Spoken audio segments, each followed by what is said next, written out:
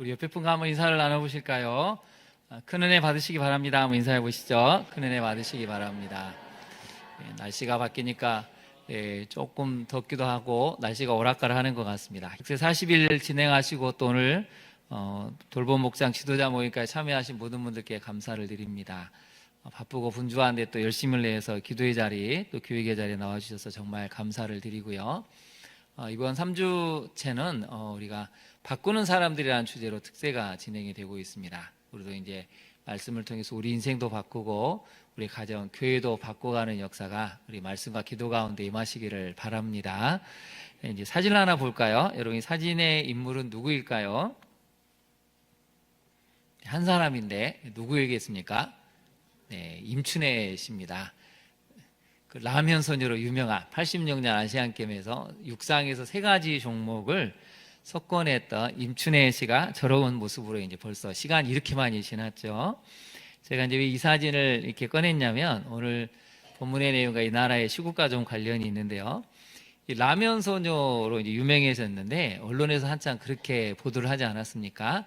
라면만 먹고 운동했다.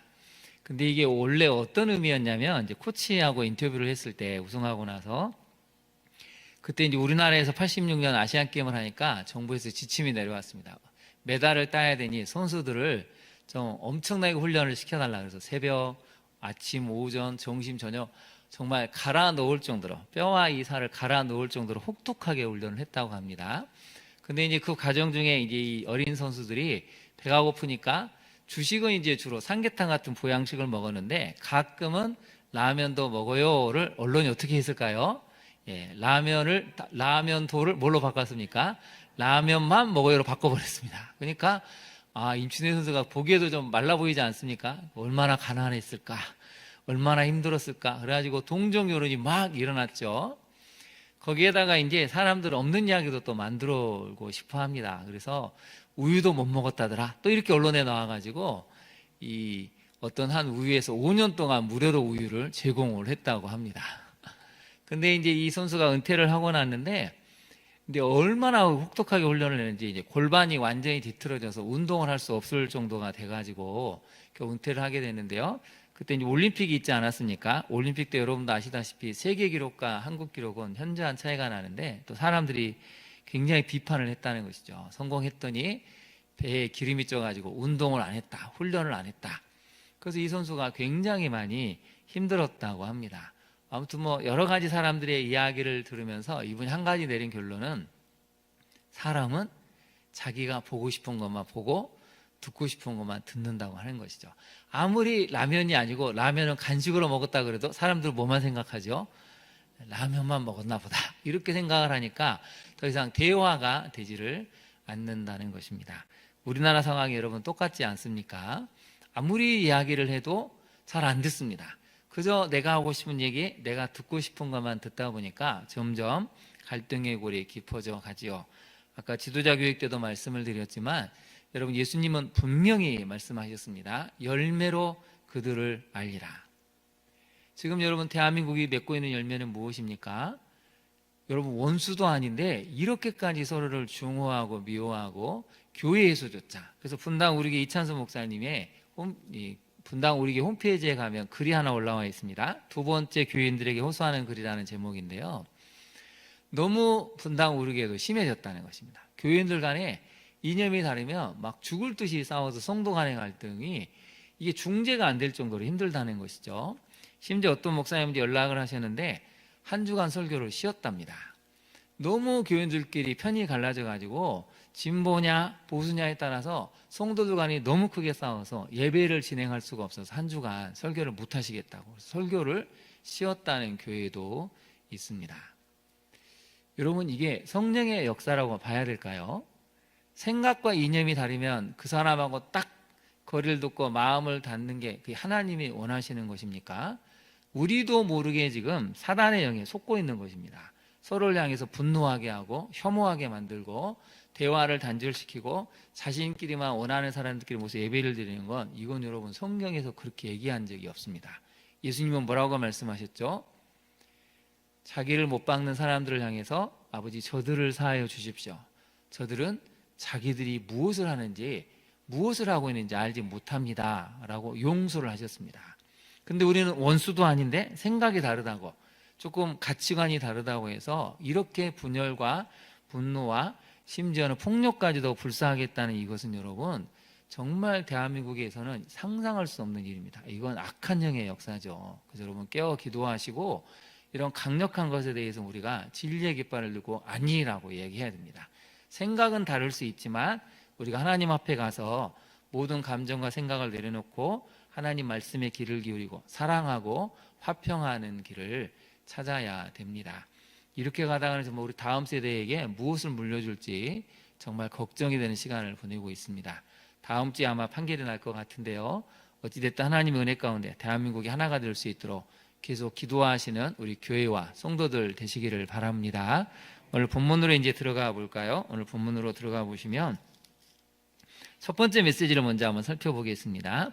말씀을 제대로 듣기 위해서는 같이 읽어볼까요? 감정과 생각의 내려놓음을 말씀에 저항하는 고집과 집착을 인정하고 내려놓아야 합니다.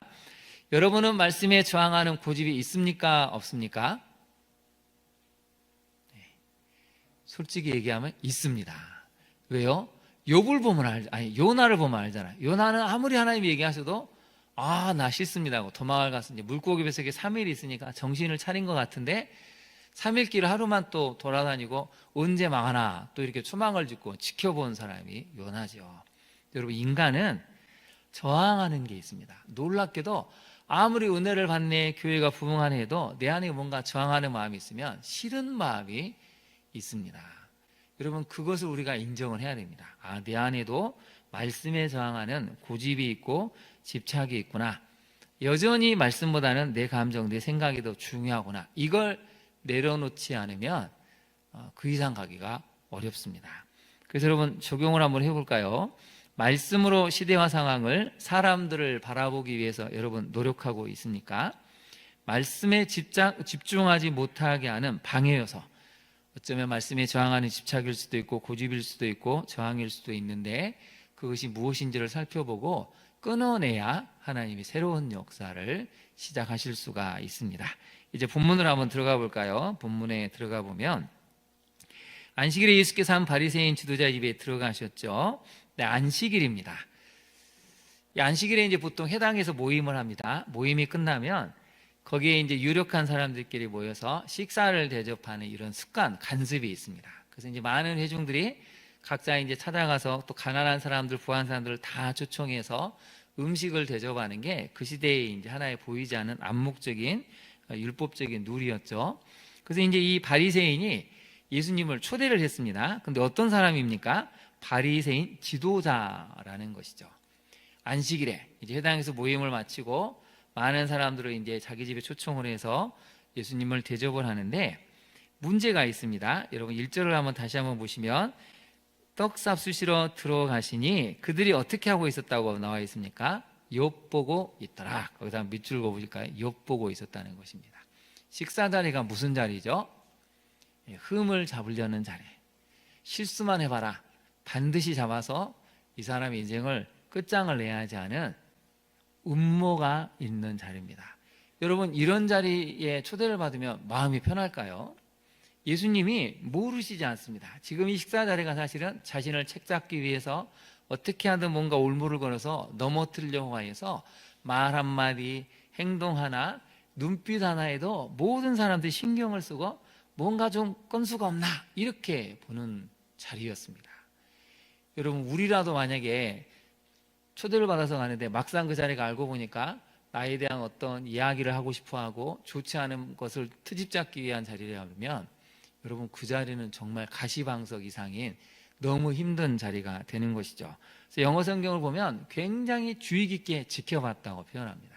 얼마나 주의 깊게 지켜봤는지 일거수일투족을 지금 다 숟가락 하나부터 예를 들면 물 한 잔 마시는 것부터 다 쳐다보고 있었다는 것이죠. 이런 자리를 버텨내는 것도 쉽지가 않은데 2절에 보면 한 사람이 또 등장을 합니다. 누가 등장을 할까요? 수정병 든 한 사람이 있는데 수정병은 쉽게 표현하면 심장과 신장에 이제 질병이 있는 병이라고 합니다. 한마디로 말하면 온몸이 붓는 병입니다. 그래서 온몸이 부어가지고 차마 보기에 어려울 정도로 힘든 상황인 사람인데요. 이 사람이 지금 어디에 있느냐? 여러분 2절에 가장 중요한 부분이 나오죠. 거기다 네모를 쳐보실까요? 주의 앞에라고 나와 있습니다. 주의 앞에. 여러분 주의 앞에 수정병 든 한 사람이 있었습니다. 질문을 하셔야 됩니다. 왜 이 사람은 그날 거기에 하필 또 예수님 바로 앞자리에 앉아 있었을까요? 왜 그랬을까요? 이유가 있습니다. 1번, 예수님이라는 사람이 너무나 궁금해서 정말 병을 고쳐줄 수 있을까? 그런 병을 낫기 위한 마음으로 갔을 것이다. 1번이고, 2번, 바리새인들이 이 사람을 설득을 해서 예수님 앞에 앉아있어라. 너 병을 고쳐줄 텐데 너가 할 역할은 가만히 앉아있으면 된다. 협박과 회유를 못 이겨서. 3번, 잘 모르겠다. 자, 여러분 1번과 2번 중에 뭘까요? 1번일 수도 있고 2번일 수도 있는데 상황을 보니까 2번에 가깝죠. 그럼 여러분 한번 이 사람을 생각해 보십시오. 이 사람은 몇 년 동안 병이 낫지를 못했습니다. 병을 낫지 못하고 한눈에 봐도 아픈 사람이 회당에 오면 불편해집니다. 옛날 이스라엘 사회는 병에 걸린 사람은 하나님의 저주, 하나님의 징계를 받았다고 생각했기 때문에 이 사람이 끊임없이 회당에 가는 것도 불편한 것이고 쳐다보는 사람들도 안쓰럽지만 뭔가 좀 질책하는 눈빛으로 쳐다봤다는 것이죠. 그러니 여러분 이 사람이 견뎌야 되는 이 시간은 굉장히 힘든 시간입니다. 더군다나 이 바리새인들이 회유하고 협박을 했기 때문에 그 자리에 앉아있는 것 자체가 본인이 어쩔 수 없지만 모욕이고 수치고 조롱거리인 신세로 지금 앉아 있었다는 것이죠. 근데 여러분 놀라운 일이 일어납니다. 3절을 보시면 예수께서 대답하여 이르셨다라는 걸 보면 뭔가 지금 대화가 오고 갔습니다. 바리새인과 이 율법교사들 간에 뭔가 대화가 오고 간 다음에 예수님이 말씀하셨죠. 안식일에 병 고쳐주는 것이 합당하냐 아니하냐. 불과 얼마 전에 18년 동안 허리가 구부러져서 펴지 못하는 여인을 고쳐주셨죠. 그때도 안식일이었습니다. 그러니까 또 물어보는 것이죠. 안식일에 병 고쳐주는 것이 합당하냐 합당하지 아니하냐. 그때는 4절을 한번 볼까요? 그들이 어떻게 했다고 나오죠? 예, 잠잠했습니다. 거기다가 밑줄을 그으실까요? 잠잠했습니다. 왜 잠잠했을까요? 말을 할 수가 없습니다. 답변을 잘못했다간 본인들도 책을 잡힐까봐 이럴 수도 없고 저럴 수도 없으니까 분리하면 침묵을 하는 것이죠. 그래서 예수님이 어떻게 하셨냐면 그 사람을 데려다가 고쳐 보내셨다고 나와 있습니다. 그래서 여러분 두 번째 메시지를 한번 먼저 살펴볼까요? 두 번째 메시지가 우리가 많이 생각해야 될 메시지인데요.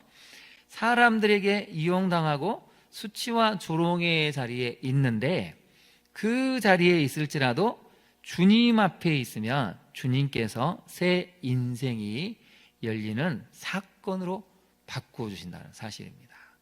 그래서 여러분 2절에 나오는 주의 앞에는 엄청난 단어입니다. 거기다 다시 한번 별표를 해보실까요? 여러분 사람들이 나를 이용합니다. 조롱합니다. 너는 이것을 해야 돼 하고 정말 말도 안 되는 자리에 내놓을 수 있는데 근데 희한하게 그 자리가 주님 앞에 있는 자리라면 모든 사람들 앞에서 그 수치와 조롱의 자리가 회복의 자리가 되고 영광의 자리로 바뀌게 된다는 것이죠. 그래서 우리는 항상 어디에 있기를 힘써야 되냐면 내가 수치를 당할 수도 있고 무시를 당할 수도 있지만 어디에 있어야 된다고요? 주님 앞에 있으면 그걸로 해결이 됩니다. 주님 앞에 있으니까 누구도 고쳐주지 못했던 수종병이 나아버리지 않았습니까? 만약에 아무리 사람 앞에서 영광이 있고 명예가 있고 권력이 주어지는 자리에 있더라도 사실은 내 병을 고치지 못하면 그것은 사실은 비극적인 인생이라는 것이죠. 오늘 예배드리는 우리 모두가 주님 앞에 늘 있기를 소망합니다. 그것이 때로는 수치일 수 있고 조롱일 수도 있고 사람들이 이용하는 자리라도 우리는 주님 앞에만 있으면 주님이 새 인생으로 새 인생이 열리는 사건으로 바꾸어 주신다는 것이죠. 우리 옆에 사람에게 한번 고백해 볼까요? 우리 주님 앞에 있도록 합시다. 한번 인사해 보실까요? 우리 주님 앞에 있도록 합시다. 네, 여러분 어떤 일이 있더라도 주님 앞에 있기를 바랍니다. 그럴 때 우리 주님이 치유하시고 회복을 시켜주시죠. 적용을 한번 해보겠습니다. 사람들에게 이용당하고 수치와 조롱의 자리에 서 있습니까? 주님 앞에 내 모습을 인정하고 그 자리에 머물 때 새 인생, 새 미래를 주실 것을 여러분 믿습니까? 주님 앞에 내 모습을 인정하면 됩니다. 그래, 나는 수종병 걸렸습니다. 사람들이 무시하는 지금 이 상황에 있습니다. 그런데 내가 주님 앞에 있으면, 주님 앞에 내 모습을 인정하고 사람들의 온갖 이용과 무시를 겪을지라도 그 자리에 있었더니 주님이 내 인생을 새롭게 미래를 열어주시는 그것을 경험하는 것이 우리에게 필요하다는 것이죠. 그래서 여러분, 우리에게는 믿음이 필요합니다. 사람들의 시선을 의식하지 않고 지금의 내 상황 환경을 인정하고 주님 앞에 설 수 있는 믿음, 그 믿음만 있으면 이 성경에 기록된 이 사건이 우리에게도 나타날 수 있는 사건임을 우리가 어느 순간 체험하게 될 것입니다. 그것을 경험하는 우리 광양중앙교회 성도님들 되시기를 바랍니다. 두 번째를 한번 살펴볼까요? 근데 이제 예수님의 입장에서 봤을 때 예수님의 마음은 어떠셨을까 한번 생각해 봐야 되는데요. 지금 사람들이 다 지켜보고 있습니다. 어떻게든 책을 좀 잡아보려고 예수님을 막 불꽃 같은 눈으로 쳐다보는데, 여러분, 그 자리에서는 소화도 안 될 것 같고 숟가락 하나 드는 것도 힘든 상황이죠.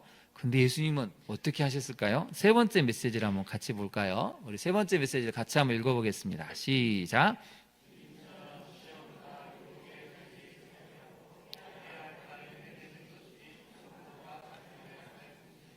네, 우리는 주님의 모습을 통해서 뭘 생각해야 되냐면 해야 할 바를 해내야 됩니다.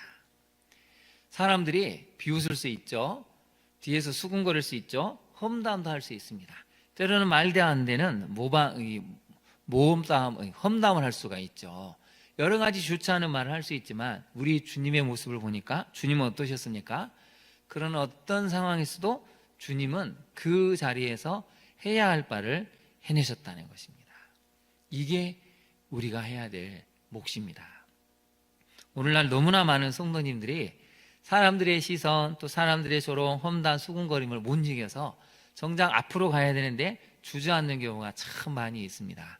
근데 여러분, 그러지 마시고 주님의 모습을 본받아서 여러분이 해야 될 바는 해내는 것이 하나님의 영광을 드러내는 것이고, 그 가운데 누군가를 살리는 위대한 역사를 만든다는 것이죠. 그러니 여러분, 담대함을 가지셔야 됩니다. 주먹을 한번 쥐고 저를 따라해 볼까요? 주님처럼 해내야 할 바를 해내겠습니다. 네, 다짐하십니까? 네, 여러분, 누가 뭐라 그래도 우리 주님처럼 해내야 될 바는 해내야 한다는 것이죠. 그럴 때 사람들이 아무도 대답을 할 수가 없었다는 것입니다. 예수님이 고쳐주신 다음에 한번 물어보시죠. 5절 한번 볼까요? 너희 중에 누가 그 아들이나 소가 우물에 빠졌으면 안식일에라도 끌어내지 않겠느냐? 사람들이 대답을 할 수가 없죠. 그 말이 맞으니까. 지나치게 경직된 사고, 지나치게 안식일 준수라는 이 율법조항에 매이니까 진짜 정신을 잊어버리고 틈만 나면 책 잡고 책망하고 비난하는 이 강팍한 사람들의 모습이 오늘 본문에 등장하는 율법교사들, 바리새인들이 되었다는 것이죠. 적용을 한번 해볼까요? 여러분, 사람들의 눈치와 수군거림으로 인해서 해야 할 바를 하지 못하고 눈치만 보고 있지는 않습니까? 그러면 안 된다는 것이죠. 해야 할 바는 우리가 해내는 것이 성숙한 신앙이고 하나님이 우리에게 원하시는 모습입니다. 두 번째, 사람들의 비난과 악평으로 인해 두려워하고 위축되어서 말씀을 순종하지 못하고 있지는 않습니까? 우리 자신을 한번 돌아봐야 한다는 것이죠. 사람들이 제일 두려워하는 건 험담이고 또 우리를 향한 비방인 것 같습니다. 근데 여러분, 우리가 해야 될 바를 하면 그 어느 순간 다 잠잠해지고 오직 우리의 순종을 통해서 하나님의 영광만이 드러나게 됩니다. 우리 광양중앙교회 특별히 이번에 돌봄 목장을 맡으신 지도자분들은 누가 뭐라 그래든 충성스럽게 그 사역을 감당해서 하나님을 기쁘시게 하는 지도자들로 설 수 있기를 진심으로 축원합니다. 또 우리 교회도 해내야 될 바를 분명하게 해내서 세상 누가 뭐라 그러든 정말 하나님 앞에 순종해서 믿음의 결단을 보여주고 위대한 사역의 열매를 맺어갈 수 있는 우리 교회 또 우리 성도님들 되시기를 진심으로 축원합니다. 우리 함께 시간 기도하도록 하겠습니다. 하나님이 주신 말씀을 생각하고 하나님, 우리가 감정과 생각을 내려놓기를 원합니다. 내 안에 말씀에 저항하는 고집도 있고 집착도 있는데 이것을 내려놓고 온전한 말씀을 들을 수 있는 순종하는 마음을 듣게 해달라고, 또 우리가 주님 앞에 있으면 그 어떤 일이 있을지라도, 수치와 조롱의 자리에 서 있을지라도 주님 앞에 있을 때에 새 인생 새 미래가 시작된 것을 알았사오니 늘 우리가 주님 앞에 있을 수 있도록 기도하기를 원합니다. 마지막으로 해야 할 바를 해낼 수 우리 모두가 될 수 있도록, 또 이 땅 대한민국을 위해서 우리 주님의 이름을 3번 부른 다음에 간절히 기도하도록 하겠습니다. 주여, 주여, 주여.